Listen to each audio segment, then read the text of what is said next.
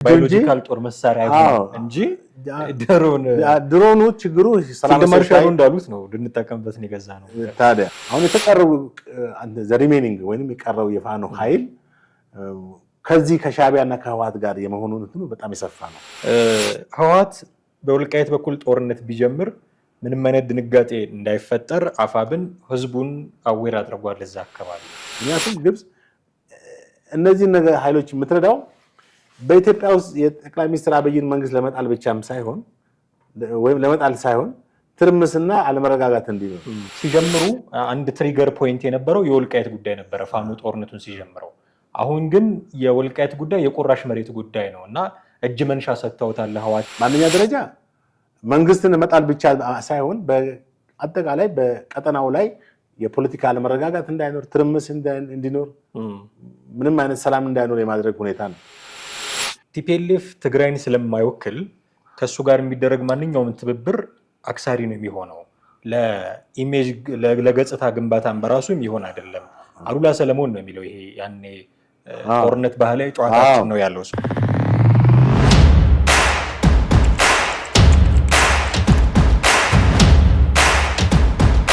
ሰላም እንዴት አላችሁ ውድ ቤተሰቦቻችን? ዘኢትዮጵያን እየተከታተላችሁ ነው። ጥላሁን አክሊሉና ማህደገፋ ከእናንተ ጋር ቆይታ ለማድረግ እዚህ ተገናኝተናል በወቅታዊ ፕሮግራማችን። እናንተም እስከ ፕሮግራማችን ፍጻሜ ድረስ አብራችሁን ትቆዩ ዘንድ የአክብሮት ግብዣችን ነው። ከፋኖ ወጥተው ወደ ከመንግስት ጋር ተደራድረን ገብተናል ካሉ ሰዎች መካከል አንድ ሁለቱ የተናገሯቸው ነገሮች ሰሞኑን ትኩረት የሳቡ ናቸው። እነሱ ላይ መሰረት አድርገን እንነጋገራለን። እስከ ፕሮግራማችን ፍጻሜ ድረስ አብራችሁን ቆዩ። ከኛ ጋር ስትቆዩ ቻናላችንን ሰብስክራይብ ማድረግ፣ የደወል ምልክቱን መጫን እንዳይዘነጉ ልናስታውሰው እንወዳለን። ቪዲዮቻችንም ደግሞ እንዲሁ ሼርና ላይክ ቢያደርጉልን ይህን መሰል ቪዲዮች ብዙዎች ጋር እንዲደርስ ይረዳናልና እሱንም ማድረጋችሁን እንዳትዘነጉ ለማስታወስ እንወዳለን። ይህን በማድረግ ደግሞ ከኛ ጋር ስለምታደርጉት ትብብር ሁሉ አስቀድመን እጅግ ልናመሰግናችሁ እንወዳለን። በቀጥታ ወደ ዛሬው ፕሮግራማችን እናልፋለን። አብራችሁን ቆዩ። ጥሌ እንዴት አለ? ሰላም ነኝ፣ እግዚአብሔር ሰላም ነው አለው። የፋኖ የፕሮፓጋንዳ አካሄድ አሁን አንድ ኤልያስ የሚባል ልጅ አሻራ የሚባል ሚዲያ ነበረ የምታስታውሰው ከሆነ አሁን አክቲቭ አይደለም በእርግጥና የፋኖ ጉዳዮችን በደንብ ማግኒፋይ በማድረግ የሚታወቅ ሚዲያ ነው ይሄ አሻራ የሚባል ሚዲያ እና የእሱ ዳይሬክተር የነበረ ልጅ ነው፣ ጋዜጠኛ ነው ኤልያስ የሚባል ፋኖ ውስጥ ተቀላቅሎ ይሰራ የነበረ ሰው ነው። አሁን ግን ከፋኖ ወጥቶ ተደራድሬ ነው የመጣሁት ነው የሚለው። እሱ እጅ አልሰጠሁም እጅ ሰጥቼ ሳይሆን ተደራድሬ የመጣሁ ነው የሚለው። እሱ ሲናገር ምንድን ነው ያለው? እንደውም አንድ ኮሎኔል 4 ጊዜ ገድልናል አለ በሰበር ዜና። 4 ጊዜ ገድልናል እና ምንሰራው እንዲህ ያሉ መረጃዎችን ነው፣ ውሸት ናቸው ነው እሱ ሰልችቶኝ ነው የመጣሁት ነው የሚለው። ከዚህ ተነስተህ የፋኖን ፕሮፓጋንዳ ስታዩ በእርግጥም እንዲህ ያሉ መረጃዎች ብዙ ጊዜ እንሰማለን። አንድ ሙሉጌታ አንበርብር የሚባል እንዲሁ አንድ ጋዜጠኛ ነበረ፣ ከሰሞኑ ጠፋ ብሏል። አንድ ፐርሰናል የሆነ ጉዳይ ነው በዚህ ደረጃ ለምን ሊያጋንኑበት እንደፈለጉ አላውቅም። በዛ የተነሳ ጠፋ ብሏል። ግን ስለ ፕሮፓጋንዳ ስልት ሲናገር ነበረ። ጦርነት ውስጥ 50+1 በፐርሰንት ነው ማውራው፣ 50+1 ፕሮፓጋንዳ ነው የሚሸፍነው እያለ ሲያወራ ነበር።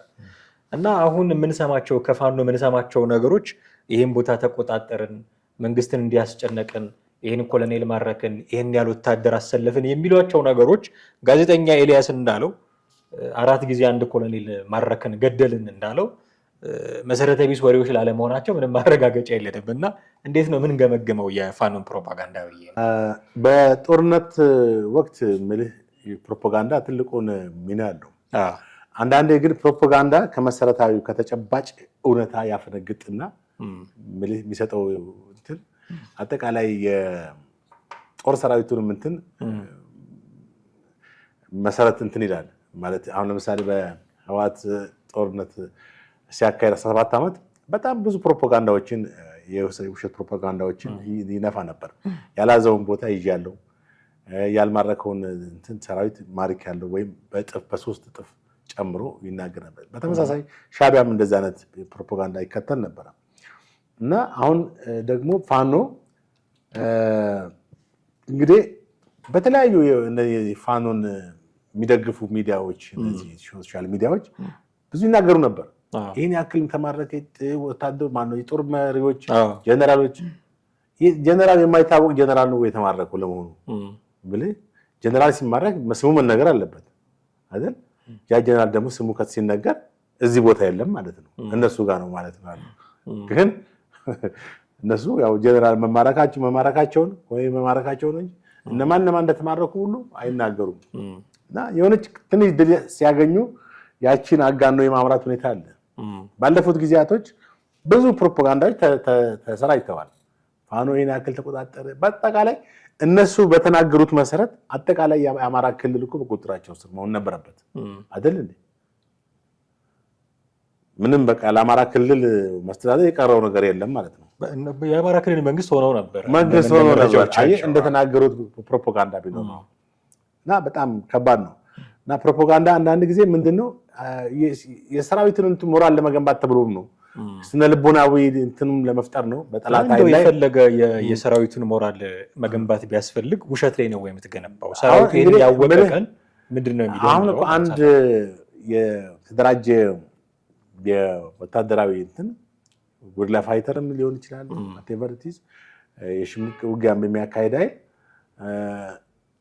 እውነተኛ እንትን ሳይዝ ሲቀር ማለትም አላማዎቹ ሲዛነፉ አካሄዶቹ ሲበላሹበት የሚያደርጋቸው ነገሮች ናቸው። ወይም ድልን ሲያጣ በያቀዳቸው ነገሮች ሳይሳኩ ሲቀሩ እሱ ባሰባቸው መንገድ ነገሮች ሳይሳኩ እንደዚህ አይነት ፕሮፓጋንዳዎች ይመጣሉ። ትናንሽ ድሎች ከፍ ተደርገው ይወራሉ። አሁን የልጅ እንግዲህ እዛ ውስጥ የነበረ ልጅ ነው፣ ተደራድሬ የመጣው ነው ያለው። እሱ ይሄንን በይፋ ተናገረ እንጂ ከዛ በፊት በዛ በፋኖ ውስጥ እንደዚህ አይነት ነገሮች ተደጋግመው ይነገራሉ። እኔ እንደውም በጣም አንዳንድ ጊዜ ስሰማ እውነት ይዘዋል ወይ ብለን እንድጠይቅ ያደርጋል። ነገር ግን በተጨባጭ ያ ነገር በሁለተኛና በሶስተኛ ቀን ኖርማሊ ክልሉን የአማራ ክልላዊ መስተዳድር እንደሚያስተዳድረው ምንም አዲስ ነገር እንደሌለ ደግሞ ትሰማለህ። በእርግጥ ያው ባለፉት 2015 ጀምሮ በክልሉ የጸጥታ ሁኔታ የደፈረሰ ነበር። ብዙ እንቅስቃሴዎችም ተስተጓጉለዋል። ትራንስፖርት እንቅስቃሴም አልነበረም እንደ ልብ። በአንጻራዊነት ነው ወደዚህ ወደ አማራ ክልል ወደዚህ ወደ ባህር ዳር ብትል ደብረ ብርሃን የተለያዩ ቦታዎች ለመሄድ ብዙ ሰዎች ይቸገሩ ነበር።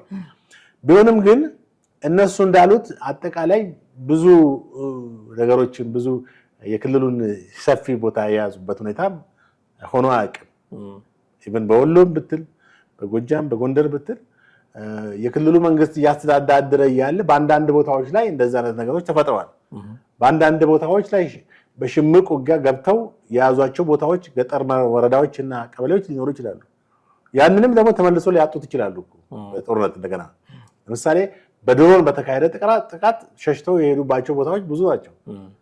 ማለት መንግስት ድሮን ማድረጉ ትክክል ነው እያልን አይደለም።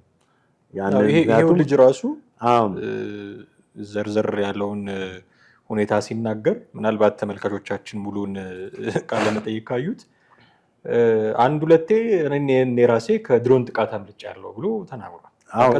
አብሮ የነበሩ 30-40 ወዳጆቼ ሲሰዉ እኔ በፈጣሪ ጥበቃ ነው ያመለጠው። ምንድነው መሰል መንግስት አሁን ድሮን እርምጃ መውሰዱ በአንድ በኩል ጦርነት ላይ ለምን አየር ኃይል ተጠቀምክ አይባልም። ችግሩ ድሮኑ ሂዶ የሰላማዊ ሰዎች መምታቱ ነው እንጂ ዳሜጅ ላይ ጥንቃቄ በድሮን ተጠቀማችሁብን ብሎ ፋኖ ኮምፕሌን ካደረገ ስለ ጦርነት አያቆም ማለት ነው። ጦርነት ላይ እንግዲህ የተከለከሉ እንትኖች አሉ፣ ጦር መሳሪያዎች። እነዛ በስተቀር ድሮን በአሁኑ ሰዓት በብዙ ዓለም ሀገራት ተግባራዊ የሆኑ ያሉ የጦር መሳሪያዎች ተዋጊ ጀቶች ናቸው። ጅምላ ጨራሽ አይሆኑ ጅምላ ጨራሽ እንደ ዜጎችን ባዮሎጂካል ጦር መሳሪያ አይሆኑ እንጂ ድሮኑ ችግሩ ሰላም ማርሻሉ እንዳሉት ነው ልንጠቀምበት ነው የገዛ ነው። ታዲያ አሁን የፋኖ ሁኔታ ምልህ ከጦርነቱ በላይ ፕሮፓጋንዳው በጣም የሰፋበት ሁኔታ ነው የምትመለከተው። አሁን የልጅ ደግሞ የበለጠ ይፋ አደረገው። እንግዲህ ከዚህ አንጻር ምልህ ልጁ ፋኖ ከስሟል የሚልም ሁኔታ ላይ ተናግሯል። እሱን ግን አልቀበለውም።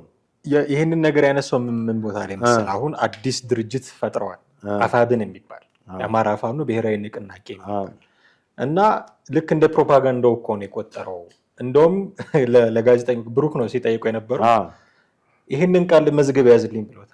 በቃ እንደው ቃል ለምድር ለሰማይ ብሎ ምሎ የተናገረ ነው የሚመስለው። ውስጣቸው ካለው ነገር አንጻር ይፈርሳል፣ ብዙ አይቆይም። ይበታተናሉ የሚል ግምገማ ነው ያለው። እንግዲህ ከባለቤቱ ያወቀ ቡዳ ነው ብለን እንውሰደው ካላልን በስተቀር ከውጭ የሚታየውን ነገር ስታይ አሁን አንድነን፣ አሁን ተጠናክረናል፣ ከዚህ በኋላ የሚለየን የለም የሚሉ ንግግሮችን የምንሰማው። በቅርብ ጊዜ ውስጥ የዚሁ አዲስ የተቋቋመው ድርጅት ህዝብ ግንኙነት አስረስ ማረ ዳምጤ ነው። አስረስ ማረ ዳምጤ የሚያጋራቸውን ነገሮች ስታይ፣ የሚናገሯቸውን ነገሮች ስታይ፣ የሚያስተላልፏቸውን መልእክቶች ስታይ አሁን አፋብን የሚባለው ድርጅት ጠንካራ እንደሆነ ትስላለህ። ውስጡ ነበርን የሚሉ ሰዎችን ግን ስታይ እንደውም ስለ አፋሕድ ሲያወሩ 70% የለም መንግስት ጋር ገብቷል የሚባለው እና እንደውም ጠንካሮች አይደሉም። ውስጣቸው የሚለያዩባቸው ምንድነው አጀንዳዎች ያሏቸው ሰዎች ስለሆኑ ይችን ቃል መዝገብ የያዛት በቅርቡ እንደውም ይፈርሳሉ ብሎ ነው ልጁ የተናገረው። ያ እንግዲህ እሱ አሁን እንደዚህ ይፈርሳሉ ብሎ አለ። አይ ተሳስታል ልንል አንችልም። እኛ ከርቀት ነው ያለ ነው መረጃውም ልንከራከረው አንችልም። ግን አንድ ነገር እንትን ማለት ያስፈልጋል። እነዚህ ሰዎች ኦልሬዲ የተቃውሞ ወይም መንግስትን በመቃወም አቋም ቢያንስ 2 ዓመት ያክል በጦርነት ውስጥ ነበሩ። አሁን ወደ ሰላማዊ እንቅስቃሴ ሙሉ በሙሉ ይገባሉ ለማለት በተለይ ዋናዎቹ ትንሽ ይከብዳል። ቅድም ስለ ህወሓት የተናገርነው ፕሮግራም ላይ ያነሳነው እንትን አለ። ሻዕቢያ ህወሓት እና ሻዕቢያ ጽምዶ በሚል አንድነት መደራጀታቸውን ተነጋግረናል። ከዚህ በፊትም ይሄን አጀንዳ አንስተናል። ፋኖም የዚህ አካል ሆኗል። ወይም አፋብ ነው አፋብን አማራ ፋኖ ህዝባዊ ብሔራዊ ንቅናቄ ኦኬ። ስሙ ምንም አጣለም፣ ዋናው ዓላማው ነው። ያው ሁሉም አፋም ይላሉ፣ አማራ ፋኖ ይላሉ። ስሙ አጣለም እና ይሄ አሁን ኤልያስ የሚባለው ልጅ እንደተናገረው ፈርሷል እንኳን ብንል ማለት ቀድሞ የነበራቸውን አቋም ቀድሞ የነበራቸውን የፖለቲካ ግብ ላይ ግጭት በመካከላቸው ልዩነትን በመፍጠር ዲስኢንቴግሬት አድርገዋል ቢባልም እንኳን አሁን የተቀረው ሪሜኒንግ ወይም የቀረው የፋኖ ኃይል ከዚህ ከሻዕቢያና ከህወሓት ጋር የመሆኑን እንትኑ በጣም የሰፋ ነው። ስለዚህ አንተ ክርክር ላይፈርሱ ይችላሉ። አዎ በሌላ አቅጣጫ በሌላ እንትን ሊደራጁ ይችላሉ። በተለይም ደግሞ ከፋኖ ከህወሓትና ከሻዕቢያ የጦር መሳሪያ ድጋፍ የሚያገኙ ከሆነ የገንዘብ ድጋፍ የሚያገኙ ከሆነ እንደገና ሊደራጁ ይችላሉ። ያኛው ፋኖ ቀድሞ የነበሩበት አደረጃጀትን ትተው እንደገና በዚህ ህብረት ውስጥ በመግባት ምንድነው የሚሆነው? ከዛ በኋላ የነዚህ ኃይሎች ጉዳይ አስፈጻሚ ማለት የነዚህን አጀንዳ የሚያስፈጽሙ አጀንዳቸውን ማስፈጸም ማለት ምንድነው? ማንኛ ደረጃ መንግስትን መጣል ብቻ ሳይሆን በአጠቃላይ በቀጠናው ላይ የፖለቲካ አለመረጋጋት እንዳይኖር፣ ትርምስ እንዲኖር፣ ምንም አይነት ሰላም እንዳይኖር የማድረግ ሁኔታ ነው። ምክንያቱም ሻዕቢያ መቼም በኢትዮጵያ ውስጥ ሰላም ዲሞክራሲ እንዲመጣ ነው የሚያታገለው ማለት በጣም ሻዕቢያንም አለማወቅ ነው በደንብ። ህወሓትም እንደዚህ አይነት ፍላጎት እንደሌለው ምንም ግልጽ ነው። እነዚህ ሁለቱ ኃይሎች ደግሞ የበለጠ አደገኛነቱን ምንድነው ከግብጽ ጋር ህብረት መኖራቸው ነው በጣም አደገኛ የሚሆነው። ምክንያቱም ግብጽ እነዚህ ኃይሎች የምትረዳው በኢትዮጵያ ውስጥ የጠቅላይ ሚኒስትር አብይን መንግስት ለመጣል ብቻም ሳይሆን ወይም ለመጣል ሳይሆን ትርምስና አለመረጋጋት እንዲኖር ከዚህ ከህዳሴው ግድብ ጋር የተነሳ ኢትዮጵያ አቅም እንዳይኖራት፣ ፓወር እንዳይኖራት፣ ዝም ብላ የተልፈሰፈሰች ሀገር እንድትሆን፣ ዝም ብላ ህዝቦቿን በቃ በድህነትና በኋላ ቀርነት እንደ ድሮ እንድትኖር ነው እንጂ ነጥራ እንድትወጣ። አሁን እንግዲህ በሰሞኑ በተያየው የአየር ኃይላችን እንትን ብዙ ሀገሮችን ወይ ጎረቤት ሀገራቶችንም ሆኑ የኛ ጠላት የምንላቸውን ያስደነገጠ ነው አይደለ? ብዙዎችን ያስገረመ ነው የታየው ትርኢት። 90ኛ ዓመቱን ሲያከብር የታየው ትርኢት በጣም ይሄ ሁሉ አስፈርቷል። ይሄ ሁሉ ያስፈራቸው አሁን ፋኖ ከዚህ በኋላ በራሱ አቋም እንደገና ራሱን አጠናክሮ አደራጅቶ ውጊያውን የማካሄድ ወይም ስትራቴጂዎችን አስቀምጦ የመሄድ ሁኔታው በጣም የተመናመነ። ምክንያቱም በውስጡ ምን እየሆነ ነው? እየተቦረቦሩ ነው። አንደኛ ከውስጡ ወጣው ወደ መንግስት ወደ መከላከያው ይገቡ ነው። መረጃዎችም ሊክ እያደረጉ ነው። ልጁ ይፈርሳሉ ያለው እኮ እውነት ነው የሚሆነው። አሁን እየተቦረቦሩ እየወጡ ነው ካልከኝ መፍረስ እንግዲህ እንትናቸው ነው ይፈርሳሉ ኮምፕሊትሊ ማለት አይቻልም። እኔ ይፈርሳሉ ሙሉ ብዬ አልልም። ምክንያቱም እነዚህ ሰዎች ኦልሬዲ ሴት አድርገዋል ራሳቸው። በቃ በአንድ ይሄን መንግስት መጣል እንዳለባቸው አምነዋል። ይሄን መንግስት መጣል አለብን ብለው ካመኑ ደግሞ ይሄን መንግስት ሊጥል የሚችል ሌላ ኃይል ደግሞ አለ ከጎናቸው። ማን? ህወሓት አለ። ማን? ሻዕቢያ አለ። ስለዚህ ዋይ ኖት ከነዚህ ጋር ለምን አንደራጅም የሚል ኢንተረስት አላቸው።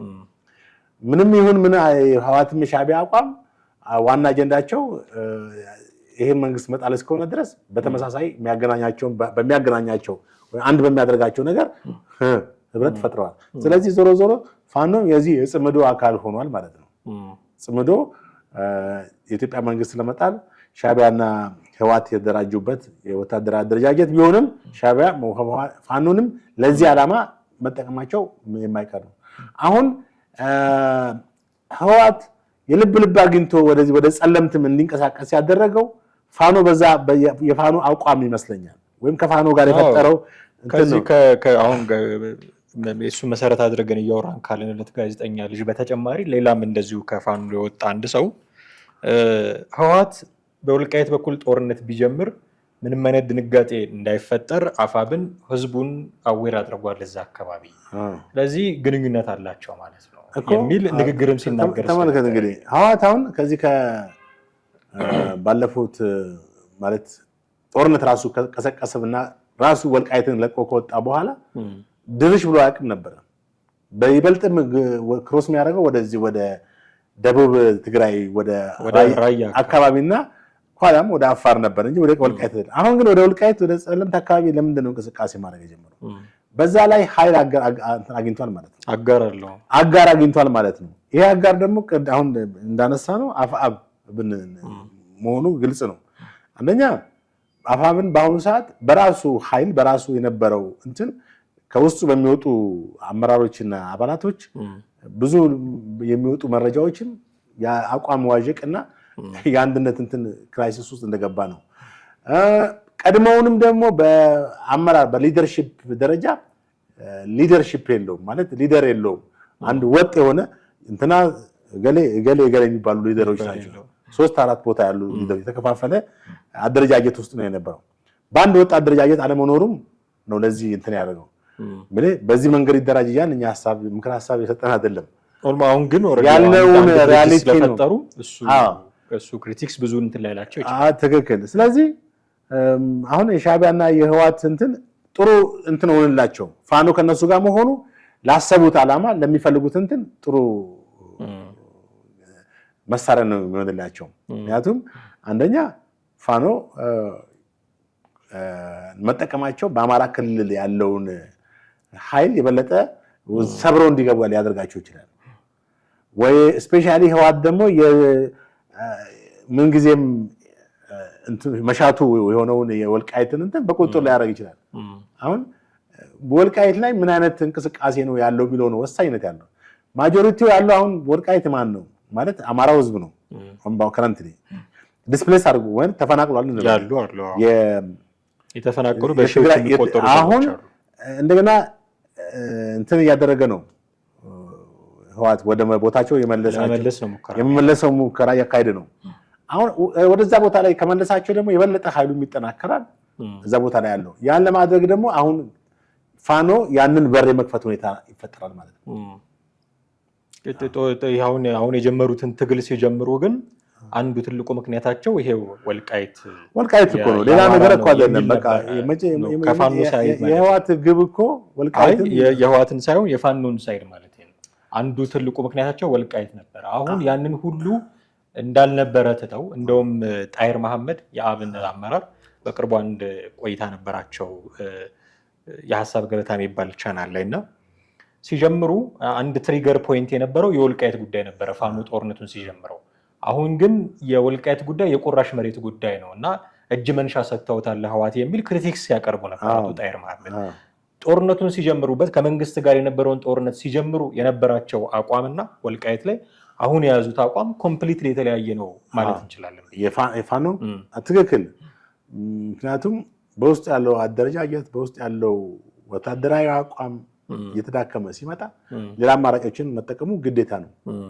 እኔ ሙሉ በሙሉ ይፈራረሳል ብዬ ያላልኩትም ለዛ ነው። ወደ ሌላ አቅጣጫ ሊሄድ ይችላል። በዛም ሄደ በዚህ እንግዲህ ትልቁ ሚና መንግስት ነው። መንግስት እዚህ ጋር የሚጫወተው ሚና ወሳኝነት አለው። በተለይም ከአማራ ክልል ጋር በመተባበር አማራ ሚሊሻዎች ጋር በመተባበር ትልቅ ስራ ሊሰራ ይገባል። በትግራይም ቢሆን እነ ታደሰ ወረደን አቋም ማወቅ ያስፈልጋል። እያል ታደሰ ወረደ ይሄን ኃይል የሚቃወሙ እንግዲህ በትግራይ በህወሓት ውስጥ ቶፕ የሚባሉ እንትኖች ቅድም የጠቀስናቸው እንትኖች አሉ። አዲስ ዓለም ባሌማ፣ ጌታቸው አሰፋ፣ ደብረጽዮን የመሳሰሉት አሉ። የእነዚህ አቋም ምንድን ነው? እነ ጀነራል ዮሐንስ ጆን መዲድ ፍሳማ ጁስ የሚባሉ የነዚህ አቋምስ ምንድን ነው? እነ ምግበ አቋማቸው አየህ ለሁለት የተከፈለ ኃይል አለ። በደንብ አይደንቲፋይ ማድረግ አለበት መንግስት በትግራይ ውስጥ ያለውን እንቅስቃሴ በአንድ በጣም ግልጽ በሆነ ሁኔታ ማየት አለበት። ከዛ በኋላ ፋኖን እዛ ጋር በምን አይነት ሁኔታ ያለ መሆኑን ማለት አለበት። እንግዲህ መንግስት ከዛ በኋላ ነው እርምጃም ለመውሰድም ሆነ በአካባቢው ያለውን በዋነኛነት እንግዲህ እዚህ ጋር የምትመለከተው ማን ነው የሚጎዳው ነው የምትለው። በትግራይ ውስጥ እየተጎዳ ያለው ህዝቡ ነው። በተመሳሳይ በአማራ ክልልም የተጎዳ ያለ ህዝብ ነው። መንግስት ይህን እርምጃ የሚወስደው ለራሱ ለህልውናው ብቻም ሳይሆን የህዝብን ሰላምና ደህንነት ለማስጠበቅ ነው እና ከዚህ አንጻር ነው እነዚህ ኃይሎች እውነት ለኢትዮጵያን ነፃነት ለኢትዮጵያ አንድነት የቆሙ ናቸው ወይም ለዚህ የሚታገሉ ነው ብለን እንዳትል ግንኙነታቸው ከሻዕቢያ ጋር ነው። ግንኙነታቸው ከግብጽ ጋር ነው። አይታል በየትኛው እንትናቸው ልትደግፋቸው ትችላለህ? ምልህ አንዳንድ ጊዜ አሁን ፋኖ ትክክለኛ የፖለቲካ ወይም ትክክለኛ አጀንዳ ይዞ የሚንቀሳቀስ ኃይል ነው ብለህ እንኳን እንዳትል በአማራ ክልል ባለፉት 2 ዓመታት የተከሰቱትን ነገሮች ማሰብና መረጃዎችን ማወቅ ያስፈልጋል። ወደ 7000 ምናምን ሰዎች ናቸው ያለቁት በክልሉ። ከ10 ቢሊዮን ብር በላይ ነው ኢኮኖሚ ወደመው የተባለው። ከስንት በጣም ብዙ ሺህ ሰዎች ከስራ ገበታቸው ተፈናቅለዋል። ወደ 5 ሚሊዮን ተማሪዎች ከትምህርት ገበታቸው ተፈናቅለዋል። በቱሪዝም አገልግሎትና የጤና አገልግሎት የተለያዩ እንትኖች ተጓጉለዋል። በተለይ በክልሉ የሚታወቅበት የቱሪዝም እንትን ብዙ በቱሪዝም የሚገኘው ከፍተኛ ገቢ ነበር በአማራ ክልል ታውቃለህ። እና ያ ሁሉ ቀንሷል። እና በአማራ ክልል ላለፉት 2 ዓመታት ምን አይነት ኢኮኖሚያዊ ጉዳት ነበረ፣ ምን ያህል ሰብአዊ ጉዳት ነበር የሚለውን ዳታ መፈለግና ማየት ነው። ከዛ አንጻር የጦርነቱ ያስከተለውን ነገር መረዳት ነው። ፋኖን ለመደገፍም ላለመደገፍም ይሄ በቂ ነው። በጣም የሚገርም ከኦሮሚያ ክልል ቀጥሎ የመንግስት ጂዲፒ አጠቃላይ የሀገር ውስጥ እድገት 22% ኮንትሪቢዩት የሚያደርገው የአማራ ክልል ነው። አሁን በጣም አሽቆልቁሏል። ይሄ ጦርነት አሁንም አይቆም ከሆነ እንግዲህ ምን እንደሚከሰት አስብ። ጥያቄ የሚያነሱ ሰዎች አሉ። ምናልባት የመጨረሻ ፖይንታችን እናደርገዋለን። ከፋኖና ቲፒኤልኤፍ አብረው እንደሚሰሩ ከታወቀ በኋላ ቲፒኤልኤፍ ትግራይን ስለማይወክል ከሱ ጋር የሚደረግ ማንኛውም ትብብር አክሳሪ ነው የሚሆነው። ለኢሜጅ ለገጽታ ግንባታን በራሱ የሚሆን አይደለም። አሉላ ሰለሞን ነው የሚለው። ይሄ ያኔ ጦርነት ባህላዊ ጨዋታችን ነው ያለው ሰው አሁን ላይ ጥሩ አቋም ይዟል። ጦርነትን እንጠየፍ የሚል ንግግር እየተናገረ ነው። ጥሩ ነው። ግን ስለ ፋኖ ሲያወራ ከቲፒኤልኤፍ ጋር ማበር ላያስፈልጋቸው ይችላል። ምክንያቱም ያጠለሻል ስማቸውን ጭምር። አሁን ኢትዮጵያ ላይ በኢትዮጵያ ደረጃ መሪ በነበሩበት ጊዜ ያጠፉት ጥፋት ስለሚታወቅ ያ እየተነሳ ኢሜጃቸውንም ጭምር ነው የሚያበላሸው። ይልቅ ከኛ ጋር ብትተባበሩ ኦኬ፣ ትግራይን አሁን እሱ ትግራይን እንወክላለን አይነት አቋም ለራሱ ይዞ ሊሆን ይችላል እና ከኛ ጋር ግን አብረን ልንሰራ እንችላለን። ቲፒኤልኤፍን ተዉት። ትግራይን የሚወክል አይደለም፣ የትግራይን ህዝብ የሚወክል አይደለም፣ ወጣቱን የሚወክል አይደለም። ወክላለሁ ብሎ እንኳን እናንተን አሳምኖ ብትሰሩ እንኳን ለኢሜጃችሁም ጥሩ አይደለም። ቲፒኤልኤፍ እንዲህ አይነት ድርጅት ነው ተብሎ ሌብል የተደረገ ነው። ስለዚህ ከኛ ጋር ብትሰሩ ይሻላል የሚል ኦፈር ሲያቀርብላቸው ነበር። ይህንን እንዴት ነው? በመጀመሪያ እንግዲህ ባህላዊ ጦርነት ለትግራይ ህዝብ ባህላዊ ጨዋታ ነው ብሎ ያለ ግለሰብ ነው ዛሬ ጦርነት አጥፊ ነው ምን ያለ አጥፊ ነው say no to war የሚል መልእክት ሲያስተላልፍ ነበር። ይሄ የፖለቲካ ንስሐ ሊባል የሚችል ነው። ፖለቲካዊ ንስሐ መግባት ማለት ቀድሞ የነበረውን ጥፋት ማለት ጦርነትን የሚበረታታ ነው። ግን የሚበረታታ ነው። አይ ንስሐም እኮ እንደዛ ነው። አይ እንደው ኦፌንድ እየተደረጉ እንደሆነ እንዳያስብ ተመልከት። ግን ምንድነው ያለው? ከኛ ጋር ብትተባበሩ እነሱ እነማን ናቸው? ፖለቲካ እንትን አላቸው። የፖለቲካ ቁመና ማለት ፖለቲካ ፓርቲ ናቸው እና እነሱ አክቲቪዝም ላይ ነው የሚሰሩት። አብዛኛው ፖለቲካል አክቲቪስቶች ጋር እንግዲህ ህዝቡ ላይ ማህበረሰቡ ላይ አዌርነስ በመፍጠር ሊሰሩ ይችላሉ። አትሊስት አዎ ምን ይሄን ማውገዝ ትክክል ነው። ከኛ ጋር ብትተባበሩ ማለት እኛ የምንለውን አቋምና አስተሳሰብ የፖለቲካ አመለካከት ተከተሉ ነው ባጭሩ። ይሄም ሊያስኬድ ይችላል። ግን የበለጠ አሁን ትግራይ ህዝብ አክቲቪስቶችን ብሎ እዛ መንግስት አለ፣ ክልላዊ መንግስት አለ አየር ላይ ማለት ነው። ክልሉ መንግስትን ጥሎ ነው እንትን እነዛ አክቲቪስቶች አሁን ጉዳዩ የክልል ለክልል አይደለም። አብራችሁን ስሩ እያለ ያለው የአማራ ክልልን ፕሬዚዳንት አረጋ ከበደን አይደለም። በዛ ደረጃ ቢሆን የክልል ለክልል ጉዳይ ሊሆን ይችላል። እያወራ ያለው ስለ ፋኖ ነው። ፋኖን ነው ከቲፒኤልኤፍ ጋር አብራችሁ አትስሩ እያለ ያለው። የመንግስት ተቋሚ መሆኑን እኮ አድሚት አድርጓል። የብልጽግናን አስተዳደር አይፈልግም። የብልጽግናን አስተዳደር ስለማትፈልጉ ከቲፒኤልኤፍ ጋር እየሰራችሁ ነው። ከሱ ጋር ብትሰሩ ኢሜጃችሁ ነው የሚበላሸው። ከኛ ጋር ብትሰሩ ይሻላል የሚል ነው አዲሱ አፈር ያቀረበ። ወደ የአክቲቪስቶችን አቋም ተቀበሉ። እንግዲህ አይ ዶንት ኖ ዲቴል ነገሮችን አሁን የተናገረባቸውን ነገሮች ማወቅም ሊያስፈልግ ይገባል። ግን ላይላው እንደምረዳው የፋኖን በአጠቃላይ ከቲፒኤልኤፍ ጋር የሚያደርገውን ግንኙነት እንዲያቋርጥ ማድረጉን የነሱን አቋም የፖለቲካ አጀንዳቸውን የበለጠ ማወቅ ደግሞ ሊያስፈልግ ይገባል። ሞር ቲፒኤልኤፍ ላይ ያለውን ተቃውሞ ነው የሚያሳየው ብዬ ነው የማስበው። አዎ ፊት ደግፎ የነበረውን ነገር ኮምፕሊትሊ ቀኝ ዋላ ዞር ነው ያለው። ያው በመሰረቱ ቲፒኤልኤፍ እኮ ምንድነው ሊደገፍ የሚችልባቸው ምንም ነገር እኮ የለም። ሊደገፍ የሚችለው አንድ ነገር ብቻ ነበር። እቺን የፕሪቶሪያውን ስምምነት ተቀብሎ ቢሆን ኖሮ የፕሪቶሪያውን ስምምነት ተቀብሎ አክብሮ ቢሆን ኖሮ ትግራይ ማለት በቃ ምልህ ከዛ ጫውታ ወጥቷል። ከጦርነት አዙሪትም ተራሱን እንትን የነበረውን የጦርነት ሐራራም አቁሞ ክልሉን ለማልማትም እንደገና የጠፉትን የወደሙትን ነገሮች ሪሃቢሊቴት በማድረግ ወደ አዲስ እንደገና ለማደስ ተዘጋጅቷል። ግን አይደለም፣ ከጦርነት ወደ ጦርነት ነው። አሁን ክልሉ እንደገና ሳያገግም እንደገና እንትን ሳይል ምልህ ወደ ጦርነት ነው እንዲገባ ያደረገ ያለው። ደግሞ ከዚህ በፊት ሰምሃው ህዝባዊ ቅቡልነትም የነበረው ድርጅት ነበር። አሁን ግን ክልል ውስጥ የምናየው አንደርስታንዲንግ ጦርነት በቃን አይነት ህወሓት ለነሱ ብለን ምንገብረው ህይወት የለንም አይነት ስለሆነ አሁን ላይ እውነቱን ለመናገር ከህወሓት ጋር መስራት ያን ያህል አትራፊ ነው። ግን እዚህ ላይ ማነው ስሙ የአሉላ ንግግር ለእንትና ያቀረበው ለዚህ ለፋኖ ያቀረበው አሁን እኮ የፋኖ ፍላጎት እንግዲህ ምን ምላሽ እንደሰጡት እነሱ ናቸው የሚያውቁት። ግን የፋኖ እንትን ከአማራ ህዝብ ጥቅምነት ወደ ሌላ አቅጣጫ ሄዷል። የአማራን ህዝብ ነፃነትና ተጨቁኗል ተበድሏል ብሎ መብቱን የማስከበር ከሚያደርገው ትግል ወጥቶ ታሪካዊ ወደ ሆኑ የኢትዮጵያ ጠላቶች ጎራ ገብተዋል። ወዴት? ወደ ህወሓት። ወዴት? ወደ ሻዕቢያ። ወዴት? ወደ ግብጽ ገባ። የተያዙ ናቸው እነዚህ። ህወሓትን ስታነሳ ህወሓት እንግዲህ በእርግጥ ኢትዮጵያ ነው፣ ግን ምንም ዋጋ የለውም ኢትዮጵያዊ መሆኑ። ባንዳ ከሆነ ኢትዮጵያዊ ቢሆን ዋጋ የለውም። ጠላት በላይ እኮ ከባድ እኮ ነው ባንዳ ማለት። ምክንያቱም የምታውቀው ነው እዚሁ አንተ ጋር ያለ ነው፣ ግን የሚያስወጋ ማለት ነው። እና እነዚህ ኃይሎች ከግብጽ ጋር ግንኙነት ካላቸው በጣም አደገኛ ነው። ምክንያቱም የጦር መሳሪያ ድጋፍ አለ፣ የመሳሪያ የተለያዩ ነገሮች ድጋፍ ይሰጣል። ያ ነው ጦርነቱን ወደፊት እንዲገፉ ሊያደርጋቸው የሚችለው።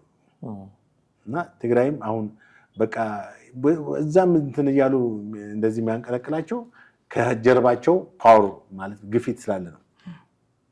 ከዚህ አንጻር ያሉላ እንትን ወይ ዘግይቷል ሊሉት ይችላሉ። ከረፈደ ነው ግብዣው የቀረበው።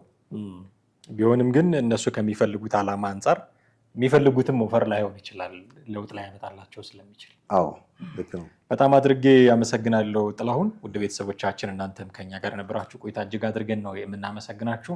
የዛሬ ፕሮግራማችንን እዚህ ላይ እናበቃለን። እናንተ ምን ሀሳብ ምን አስተያየት አላችሁ እንድናውቅ ብታደርጉን ደስ ይለናል። ቻናላችንን ሰብስክራይብ ማድረግ፣ የደውል ምልክቱን መጫን፣ ቪዲዮቻችንንም እንዲሁ ሼርና ላይክ ማድረግም እኛ ከእናንተ የምንጠብቀው የትብብር ስራ ነው። ስለምታደርጉት ትብብር ሁሉ ግን አስቀድመን እናመሰግናለን። ጥላሁንና አክሊሉና ማህደገፋ ከእናንተ ጋር ቆይታ አደረግን። የዛሬውን እዚህ ላይ እናበቃለን። በሚቀጥለው ክፍለ ጊዜ በሌላ ርዕሰ ጉዳይ እንጠብቃችኋለን። ጤና ይስጥልን።